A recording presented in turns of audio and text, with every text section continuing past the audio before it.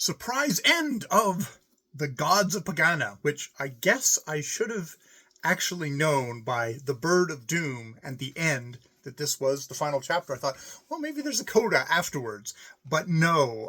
This is such a short work that you only need to get to 85% of the way through, and then you get to the all the Gutenberg Project Gutenberg legalese at the end of the thing. So we have at the very end talking about how what is it? Let's do this. Because we've had the chapter just before the Bird of Doom. No, wait a minute. Sometimes this thing does not flip. We get the river. We got the river with the river in Pagana that is neither a river of water nor a river of fire, that flows through the skies and the worlds to the rim of the worlds, a river of silence. And the river rises out of the drumming of Skarl and flows forever between the banks of thunder, until it comes to the waste beyond the worlds, behind the farthest star, down to the sea of silence. And it's interesting we get an I here. I lay in the desert beyond all cities and sounds, and above me flowed the river of silence through the sky, and on the desert's edge night fought against the sun, and suddenly conquered. Then on the river I saw the dream-built ship of the god Yoharneth Lahai, whose great prow lifted gray into the air above the river of silence. Her timbers were olden dreams dreamed long ago, and poets' fancies made her tall, straight masts, and her rigging was wrought out of the people's hopes.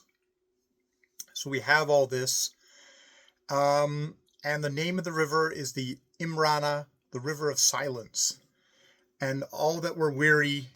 Basically saying that this is the river you go on. Like when you're weary of the clamor of the cities, you go to board the ship, you die, and then you go on to the ship. And it has been said that when Skarl ceases to drum and Mana Yud Sushai awakes, the gods of Pagana know that it is the end, and then that the gods will enter the galleons of gold, and with dream-born rowers row down Imra, who knows whither or why, till they come where the river enters the silent sea, and shall be gods of nothing, where nothing is, and never a sound shall come. And far away upon the river's banks shall bay their old hound Time, that shall seek to rend his masters, while Mana Yud Sushai shall think some other plan concerning gods and worlds. And then we do get the final chapter of the Bird of Doom and the end, and it talks about the gods going on the end, with Moshai, whose voice is like the trumpet, soar upwards. This is the bird, soar upwards with boisterous beating of his wings above Pagana's mountains and the gods, and there with his trumpet voice acclaim the end. And they have a thing here, which, the gods are entering the thing, and the skies are drowned in silence, while Mana Yud Sushai in the middle of all sits deep in thought. And the Hound of Time, when all the worlds and cities are swept away, whereupon used to Raven, having no more to devour, shall suddenly die. But that's one interpretation. And then there's the heresy of the Sagos, that says what shall happen is that Mung shall alone turn, and setting his back against Trehegobol, and wielding the sword of severing, which is called death, shall fight out his last fight with the Hound of Time, his empty scabbard, sleep clattering loose behind him. And they'll fight. And they'll fight for 2 days and nights. The hound shall leer and snarl before the face of Mung. Days and nights shall be lit by neither sun nor moons, for these go dipping down the sky with all the worlds, as the galleons glide away, because the gods that made them are gods no more. So everything is dissolving.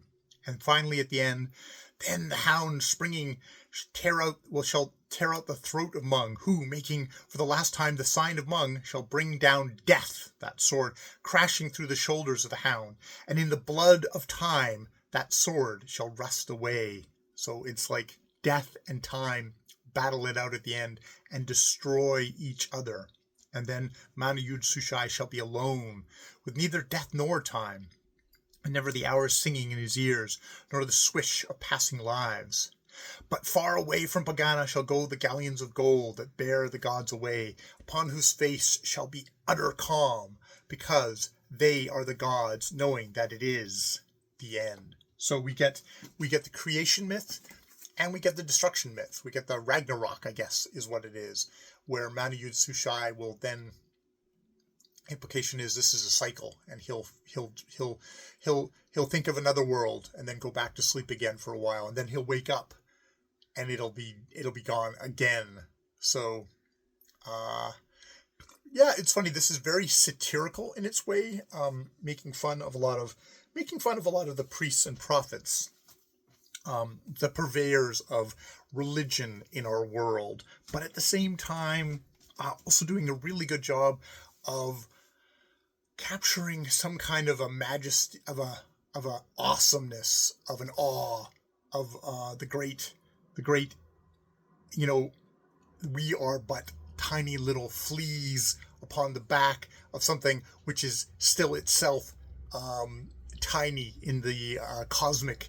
It's giving this kind of sense of majestic ancient god perspective that our little punny human minds can get. So yeah, that is the Gods of Pagana, a work that I rather surprisingly enjoyed. I'm glad I read it out loud. I think that was the way for me to actually take it in, and I will actually go and look and see what the next thing is on the Lord Dunsany train that I could read, and if it's within my time period, and go from there. All right, more videos later.